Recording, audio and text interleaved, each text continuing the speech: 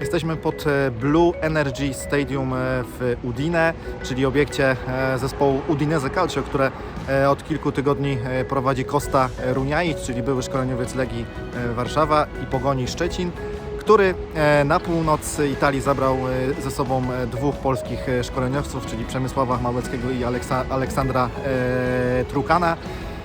Blue Energy Stadium jest jednym z najbardziej nowoczesnych obiektów we Włoszech. Powstał po remoncie na bazie Stadio Friuli, które było m.in. odnawiane, remontowane na potrzeby Mistrzostw Świata w 1990 roku, które Włosi gościli. Obecnie jest to jeden z najbardziej nowoczesnych obiektów na Półwyspie Apenińskim, oddany do użytku w 2016 roku. Może pomieścić ponad 25 000 kibiców, a przed tym sezonem, gdy Kosta Runjaić objął stery w klubie z Udine, sprzedało się ponad 13 000 karnetów, czyli całosezonowych wejściówek.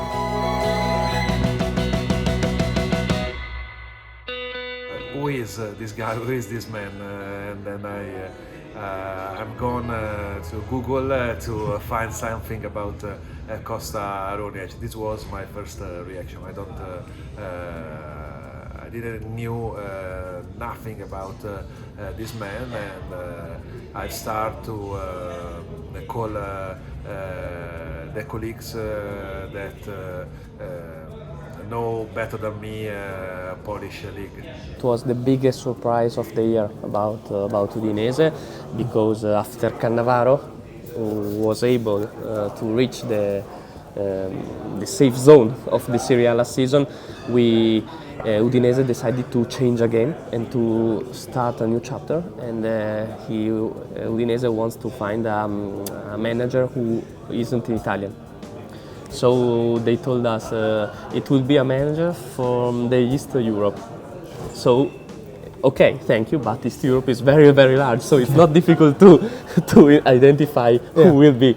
So we start searching, we start to try to guess some names, some profiles, and we create a top 5 list of candidates, and Runjaić is in them, was in this list. But we weren't sure to decide if who of these 5 candidates will be. So we try to find some information, but it was very, very, very difficult. Udinese was very, very mysterious about that. Yeah. They hide everything, and then one night they call us and they tell us, okay, it will be Runjaić, and 3 or 4 minutes later the news went public and viral, and also viral in Italy, because everyone, the first reaction of every average supporter of Italian football was, who is Runjaić? Who is Runjaić? Who is Runjaić? Yes. Because it is not a big name in the European football. So who is Runjaić? I like so much this way to think and live football.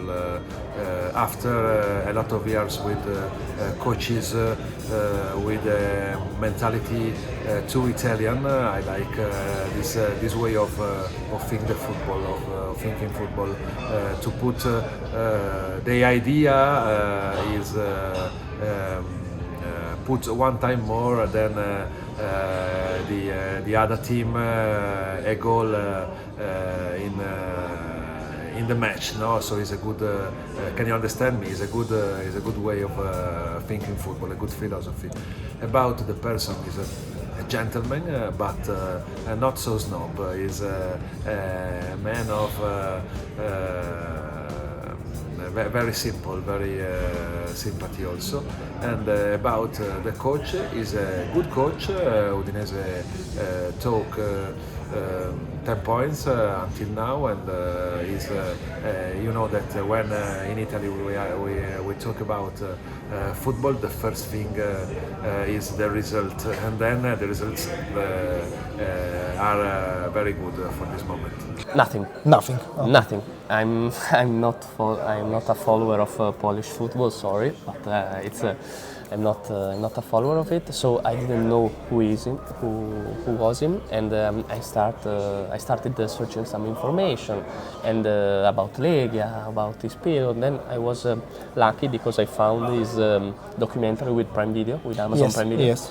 And so I watched some parts of it, and it helped me to know what person it is. So when he came here for the first press conference, I already knew that it is a kind person that looks at every detail, but he wants to cooperate with his staff.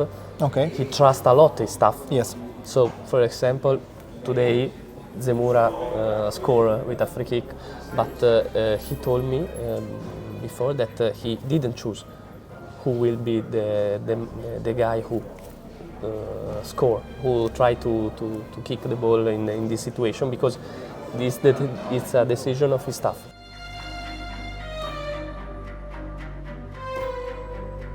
In the recent history, is the second coach, stranger coach. There was, I think, 7 years ago, Julio Velázquez, who came from Spain without experience at this level or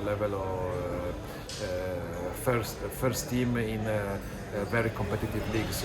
It's not the same thing for Costa, because Polish league is better than La Liga DOS, for example, where worked Velázquez, and then this is the situation, because in the majority of cases Udinese talk Italian coaches in last years, the Italian coaches, that is the worst thing with Italian mentality. The first thing we did is try to understand why Udinese choosing. Okay. And they told us from the upper plans, they told us that they choose him because they went to see his games against Aston Villa in Conference League, and they remain astonished. And they said, perfect, it's our coach for the future. He has this idea of football, offensive football, that we are searching, but in Italy we are not finding the right person to do it. Okay. And we find him. The Legia Warszawa against Aston Villa, the two legs are maybe the best games of his career. I don't know.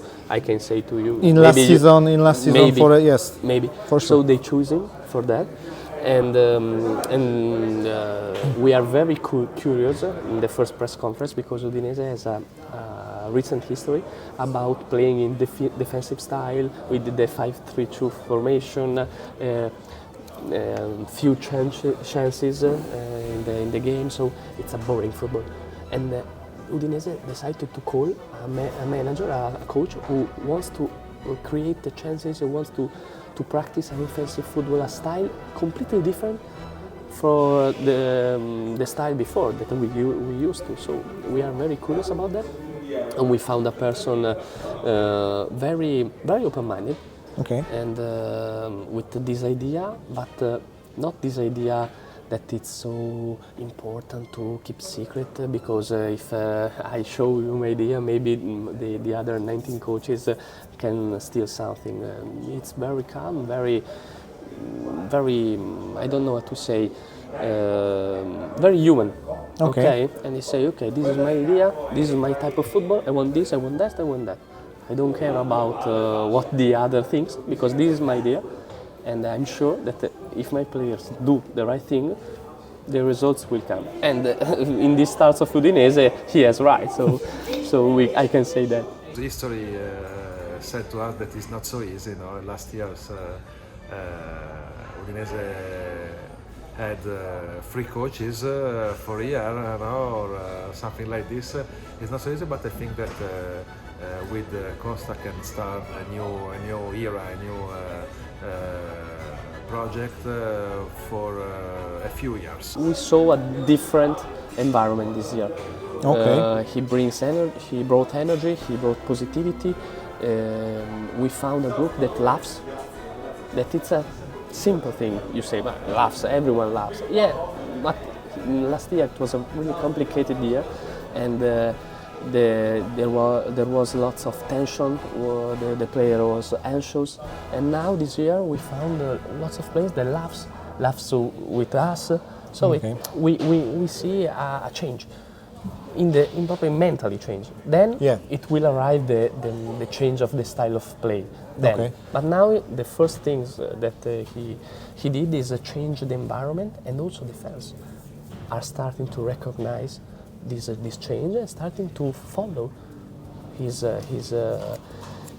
example. And we saw a very compact environment. The fans are with the team. Everyone is with Runjaic. So now I can say Okay. at Christmas maybe we will talk at different terms. But now I can say to you that Runjaic now could be the manager of the future. It's ma non lo so, cioè nel senso che è una persona molto calma e molto tranquilla come le persone che sono qui a Udine, ok? E forse si sposa bene con l'atmosfera e con la gente che c'è qui a Udine. The style of the match nel campo si vede molto la mano di Runjaic, perché dall'anno scorso sono cambiate tante cose anche nel modo di giocare, tipo di attaccare e non solo di difendere, e quindi veramente si vede un po' la mano che ha fatto questo allenatore nell'Udinese, insomma, anche se è troppo poco tempo che allena, e vediamo dopo a fine campionato insomma come andrà. The result is very well, and it's okay now. Piotr was Piotr. It's a generational player. Udinese scouted him in the youth age. He brings in the youth team. Yes. And so we start knowing him since he was a teenager. So I didn't expect he would be so good. I didn't expect because we saw that it had something different from the others, but not so for a player who plays in a so high level. Okay. So, but in Udinese played a short period of time, so we cannot enjoy it so much. Mm-hmm. But it's easy to say that it is maybe the best Polish player that arrives in Italy in these last decades. In my opinion, the other one is Milik, but not so good as Zielinski, and the other one is Szczesny. But I don't know, I'm not able to pronounce it the right way, so I say Szczesny. There are high expectation from him. Because Udinese spent 70 millions of euros. It's big for this club, yes. But the problem was that he arrived at Udine with lots of health problems. Okay. Okay, it was always injured. He cannot train with regularity, and so maybe he trains for 2 days and then he needs to rest the other 2 days. So he didn't find the right moment even to express himself because he needs all time to recover and so on. So Udinese waited him for a couple of months and then decided to look after him for another striker. Yes. So it's bad luck, I would say. No, he came here with injuries, and so Udinese waited for him, but then said, okay, maybe we missed the chance to have a good striker, because it was a good striker before joining Udinese, and then we need to look for another one.